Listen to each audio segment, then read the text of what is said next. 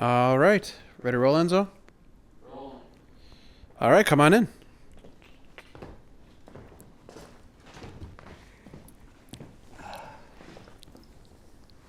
Yeah, introduce yourselves.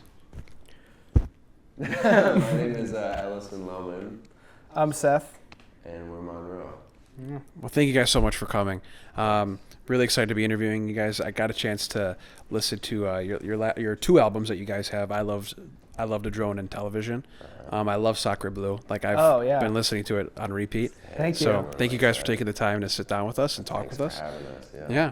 So I always ask this question first, which is describe yourselves individually in 3 different words. I'll go. Okay. I'd say artistic. I'd say kind, hopefully. And I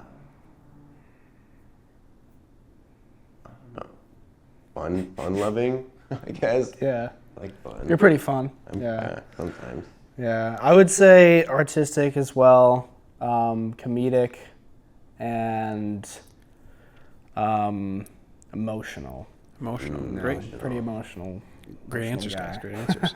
So, you're stranded on an island, and each of you only have one album to listen to. Ooh. What is the album and why? That's a really good question. I'm going White Album, Beatles. Wow. Of all the Beatles albums, White I Album, think huh? so. Well, that is my favorite one, and also in terms of actual song, I mean, it does have the most songs, so keep me occupied for longer, I guess. Smart to choose a double album. Yeah. Damn, I don't want to choose a Beatles album now because I was going to say that. I love that album. That's one of my favorites as well. Yeah.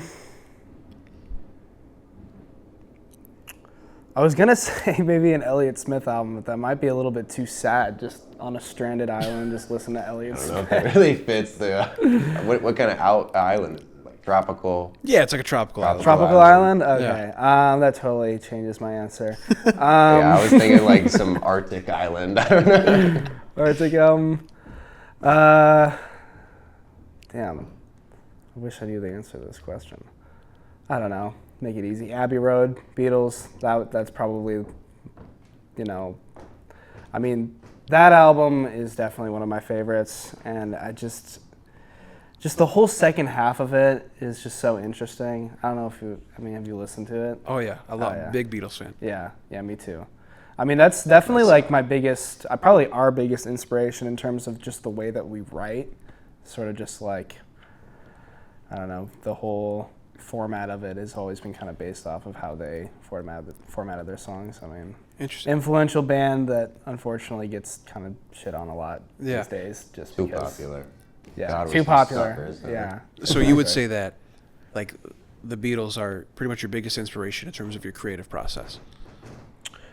I would say in the way that we I'd write say melodies. for like Melodically, yeah, for I sure. don't know. I think there's a lot of different outlets and ways you can go about your creative process. I don't think you have to stick to one, but definitely just like not overthinking like song structures. If it's a good song, it's a good song. If it's a good melody, Yeah. I think they do that really well. I'd say like instrumentally, MGMT has been a really big inspiration for us. Yeah. It's Also, like sonically and stuff. their like whole kind of, I guess, journey, just them being in school together, and making these like pop songs, just for the sake of just being a sellout right out of the gate. Like that was their purpose, was to make like these really like kind of obvious pop songs. It's really cool.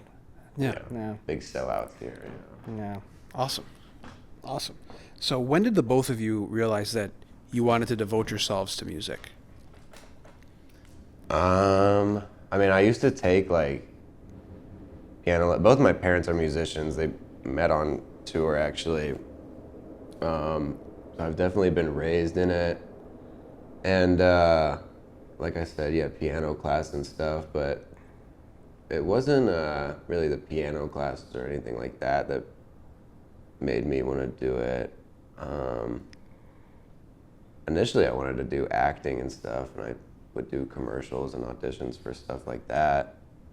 But then I don't know. I'd always been doing music, obviously, just because I had been around it. My parents had always played music around me and stuff, and yeah, I guess like when I was 9 or 10, my dad showed me Ableton and kind of, yeah, set me on my path. And I would just kind of stay in my room and make songs and shit, and then I eventually ended up with this guy here. Yeah. Yeah, I mean, my dad was a musician. There's been a few musicians in my family, so they kind of got me on it at a young age. And I did School of Rock for a lot of years, which was a lot of fun, got me some good experience on stage, just getting comfortable. And then, Ellison had some sort of Instagram post in like my freshman year. He was in 8th grade, just about how he wanted to make music with somebody, start a band. He was like, I want to make something that sounds like Lonerism, like the Tame Impala album. And I was like, sure, we'll do this. So we met up, and we became friends before we really started collaborating musically. But then like a year after that, we started recording our first album, and it was just so much fun, I remember like the first time we met, we had recorded a song, and then for like a year and a half after that, I had no thought of it or anything, kind of just like was hanging out and stuff. And yeah, like after that year, we were like, oh yeah, I forgot we totally are still, well, kind of a band. Yeah, kind of. Yeah, for sure. And so you guys met, you said like did you guys ever meet each other in person first, or was it online like you said? So you said you saw. So I feel like we remember this differently, because I feel like I remember it through a mutual friend that I had posted like, I want to start a band, and then one of our mutual friends had like sent me his Snapchat or something like that. Uh-huh. And I hit him up and was like, when are you free to meet up? Do you remember it differently? I remember it differently. Yeah. I remember that same mutual friend, Noah. Let's shout him out. Why not? Yeah. What you've done here. Yeah. I remember him telling me about you, and I think he did give me your Instagram or your Snapchat, but I vividly remember your like story or your Snapchat or Instagram story talking about how you wanted to make, a band or music, and then I remember hitting you up from there, and then Right. we essentially just like, met through social media, and then I went to his house in Rogers Park, and that was it. Yeah. Nice. And what were your two's like impressions of each other when you guys met? I was just like, a surfer guy, I guess. I But had really long hair at the time. Oh, I wore gosh. like a lot of like denim. Like I would wear like jeans and like a denim jacket. Yeah. So got out of my mom's car, and I was like, "What's up, man?" He was like on What's like up, man? the like 3rd floor of his apartment, and I just like waved to him. Yeah, it was So- kind of like a Rapunzel story. I was upstairs in the apartment. I Yeah, let yeah. down my hair for him. his orange hair. Mm-hmm. I thought your voice was much deeper than I was expecting it, because you looked like 10 years old. Yeah. Guess you were practically 10 years old. I was like, his voice, it's deep now. It's been that deep since I've met him. He was in 8th grade. That means he was like 13 years old. It's been that deep. It's funny. I don't hear a lot of time in high school, it'd be like, oh, your voice is deeper than what you look. But now it's like, I guess I look like my voice is deep now or Yeah. something. Like nobody says that anymore. Yeah, no, but yeah. And then I also thought that you were really creative, and like everyone that was making music at that time, I wasn't really liking the people in school, like the way that they made music, and just a lot of new artists. And I thought you had like a really kind of like refreshing take on the way that you wrote, and you had been doing it for so long. And I, at that time, wasn't really much of a writer. I was mainly just a musician. I just did covers. And so I was like, oh, we should, I need to start doing this now, because that's really like the most rewarding part of music for me at this point is just writing. And actually not just in music, but also, writing sketches, writing stories, just writing in general. Yeah. Mm-hmm. Awesome. Nice. And how much time was it between when you two first met and when you released your first album? Like 2 years. Well, we met in 2017, and the first album came out in 2020, so yeah, 3 years. Nice. Yeah, I think we recorded it maybe 2019 though, and then we kind of took a long time getting it out. 2018 and 2019. And how was that recording process of the first album? It was So great. fun. I'm sure our producer hated us though. We were such dickheads. I don't know. No, he loves us. I've actually been Yeah. looking him up. Ale recently. Quiles. Yeah, great producer, Yeah. super nice guy, hilarious. But yeah, that was a really fun process. He was, more than accommodating. He didn't, charge us anything for, doing an entire album with him, which was really cool because we were Actually, we broke owe a high lot. schoolers. Owe a lot to that guy, kind of just taking us in and like showing us how it's done. I mean, we were just kind of like, we would go to his house after school and kind of just, play around. I guess it wasn't really like we had a schedule or anything like that. It was mostly just like a fun time, Yeah. Really good place to experiment and figure out what we liked and what we Yeah, didn't like. I think it definitely gave us a foot ahead too, so we didn't have to figure it all out ourselves. It was nice. Yeah, recording an album without a producer is actually really difficult, which is what we did with our second album that just came out. That was, it's really hard not having like all of the resources that producers have, like the microphones Yeah. and the drums and all that. So It's a hassle. Yeah, we had to really work with what we had, because we had worked with a couple of different producers, all really like technically good, but it just wasn't sounding the way it was in our heads. It wasn't really translating as much as we wanted it to. So we just sort of picked a batch of songs that would work best with that production style, using loops and synths, and just made that the whole album. Nice. Yeah.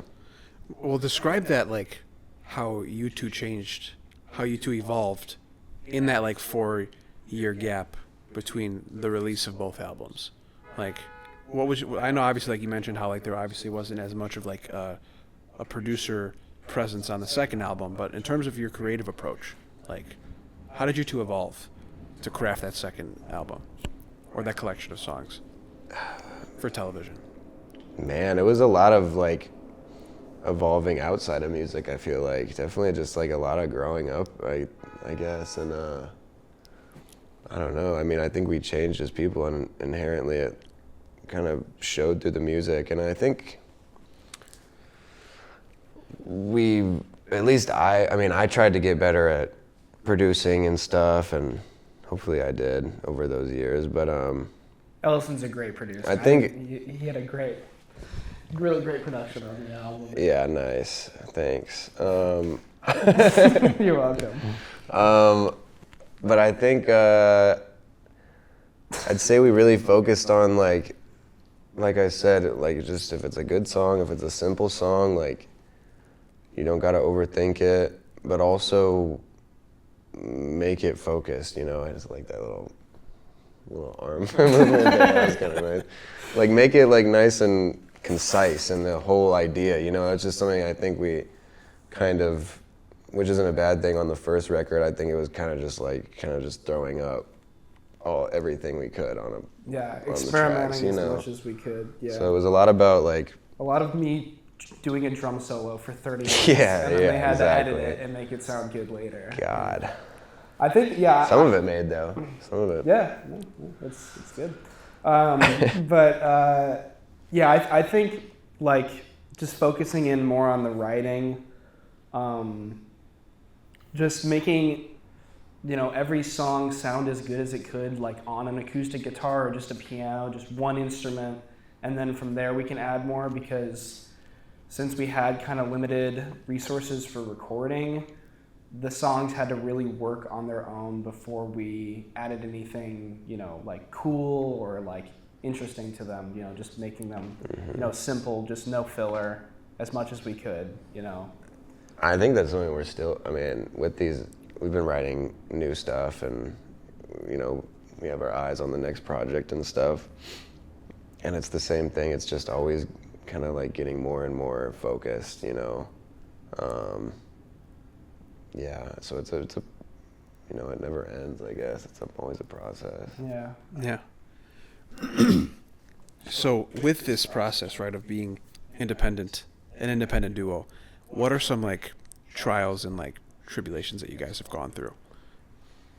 I would say for me personally, I often struggle with knowing what approach to take, especially not just in the music, but in the social media aspect of it and the way that you market yourself.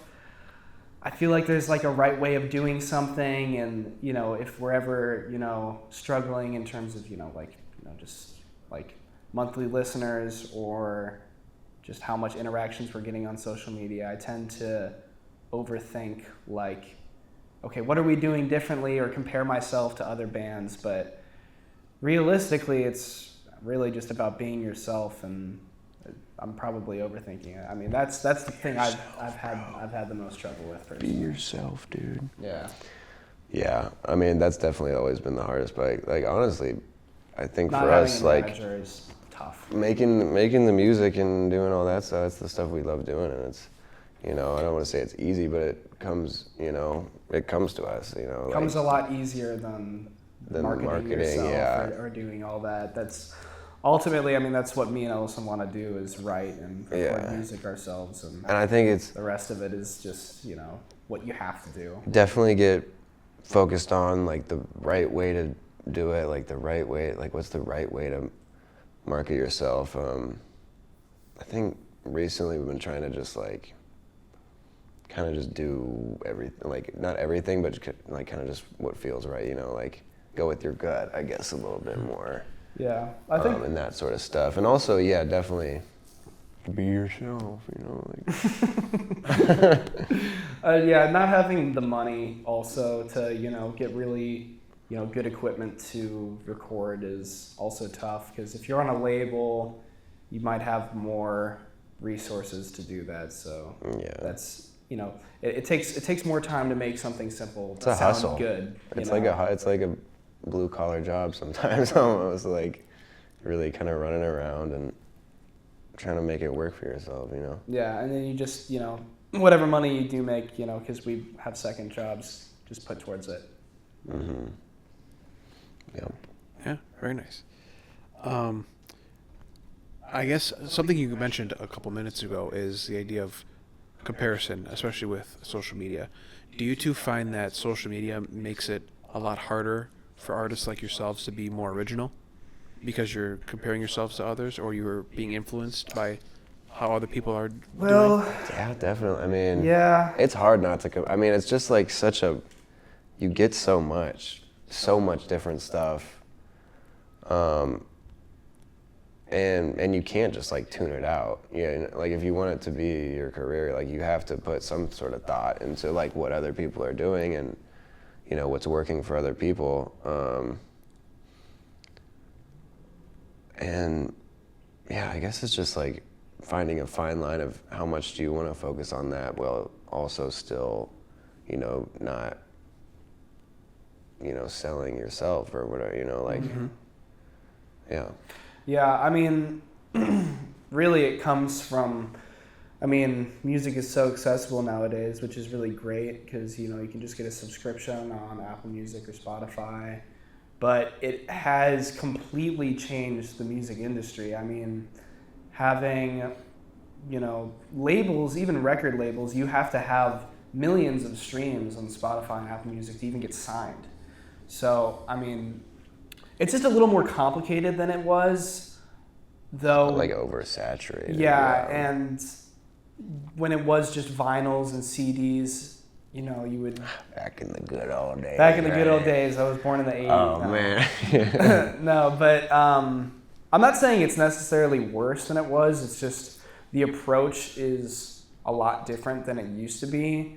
And any advice that we may have gotten from like people that are in the music industry that might be, you know, in their 50s or 60s, it isn't really quite as relevant as it used to be. So you kind of have to just feel it out yourself, I guess. It's a different playing field. I feel like I see like a lot of like copies, you know, there's so many just copies of artists and big artists, and then also just like, I don't know, it's like, are they being made in a factory or some shit, you know? It's like, I don't know. And it's, I don't know, I guess if it's, you know, fun for them. Yeah. I mean, it's really great how much music there is nowadays, though, because you can just have, everyone has just such a category of different, or not category, catalog of different artists that they can listen to and know about. Yeah. So I think it's brought a lot of people together, and it's cool how sort of like such a big part of the culture it is, but it's just a little bit more difficult now. I think it for also, small artists. it has influenced the music as well. I mean, our music, but also just music in general. It's like kind of more of like a melting pot now, I feel like, where it's like you're not just rock or R&B, it's like the possibility is just like yeah, endless. it's like you can, it's the subgenres and stuff. It's really like you can get deep into that, you know. Yeah, for sure. Because you two mentioned earlier also with the idea of like the Beatles, right? How you really admired their creative process, where they kind of weren't really confined to any like structure on anything.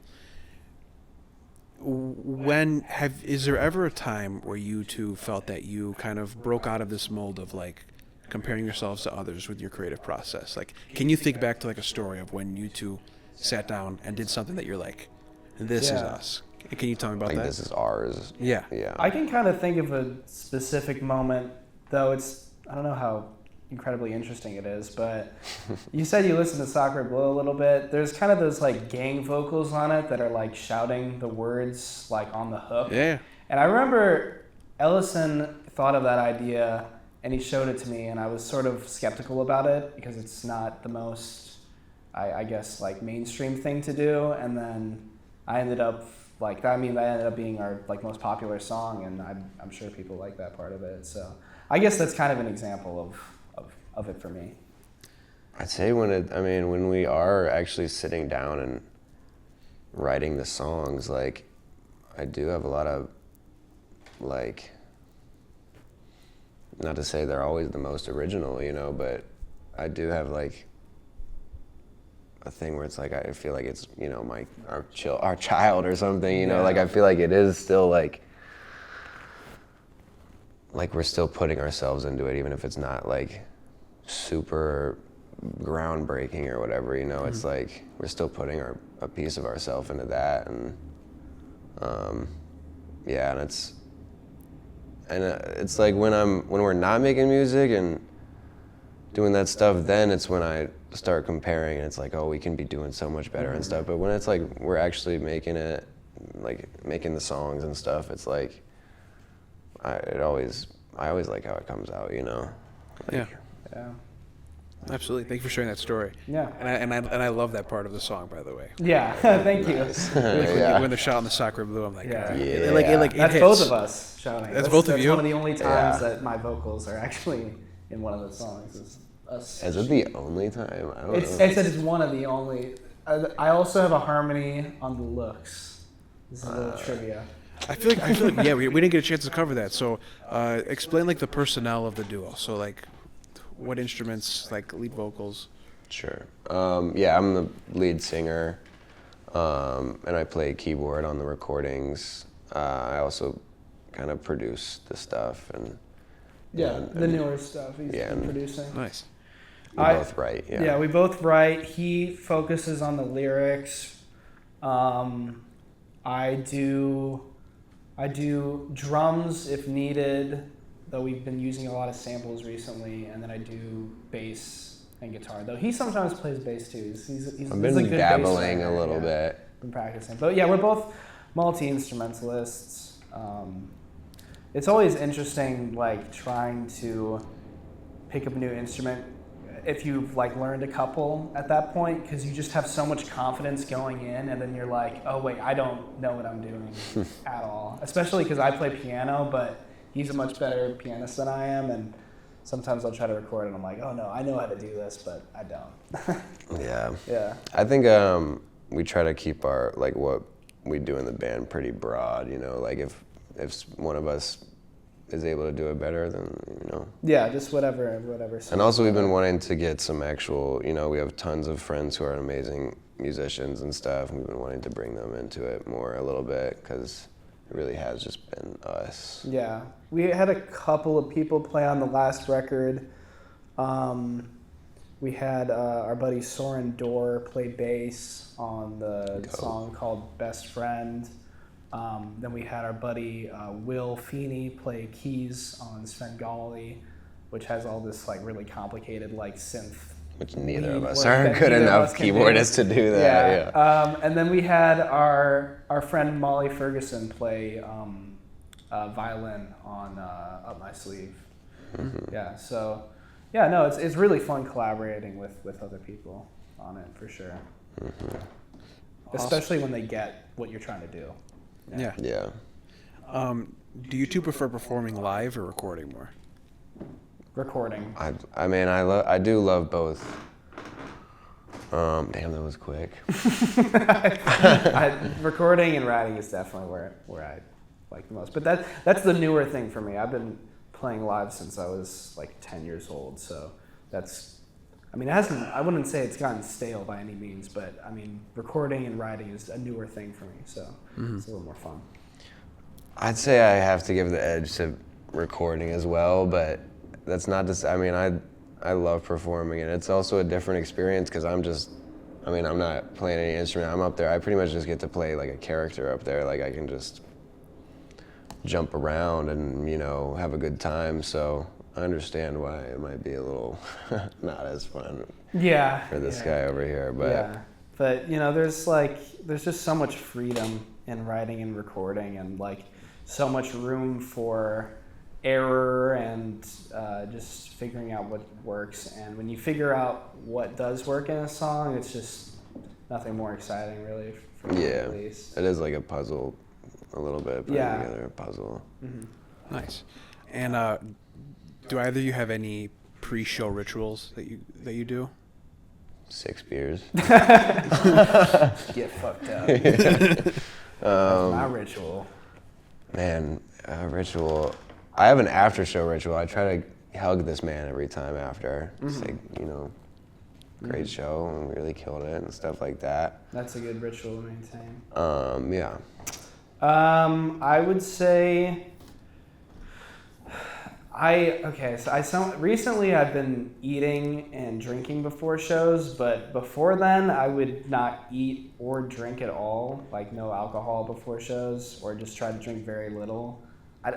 I don't know, like I kind of try to do it both ways, and recently I've been drinking before shows just because I'm like, oh, it doesn't matter, but I find that I get a little bit insecure on stage when I'm a little bit drunk, so I feel like it's better if I'm So what the hell is that about? I don't know what it is. Like I feel like I look dumb or something. So. Yeah.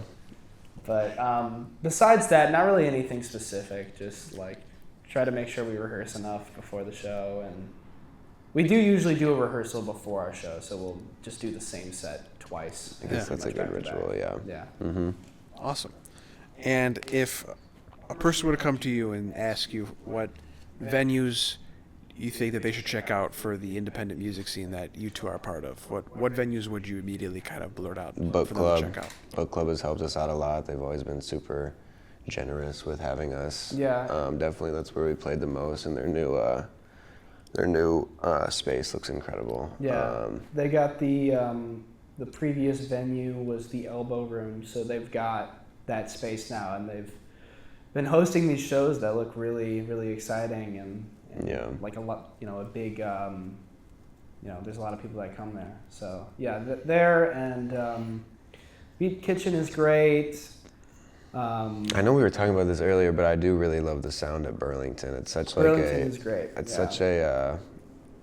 It just reminds me of like some like David Byrne from the Talking Heads talks about like this one venue I can't remember the name of, but he's like talks about how it has such a great sound because it's like super compact and all the walls are concrete and stuff. And yeah, I remember we played there and I thought it just sounded really full and really compact and stuff like that. So yeah, everything was just surrounded by brick. So yeah, definitely good acoustics and such.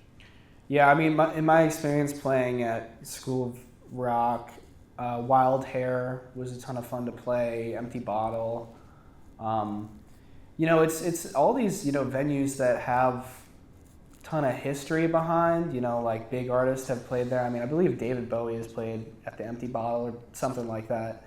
And now they're kind of too like small to have huge artists in. So they can have, these kind of smaller artists and be these venues that just have a big reputation. It's a good divide between like the kind of massive like, what is it, Arlington or? What? Or what's the one, Riviera? Yeah. It's kind of like a divide between that and then like just some like DIY shows, Mm-hmm. Which is cool. Awesome.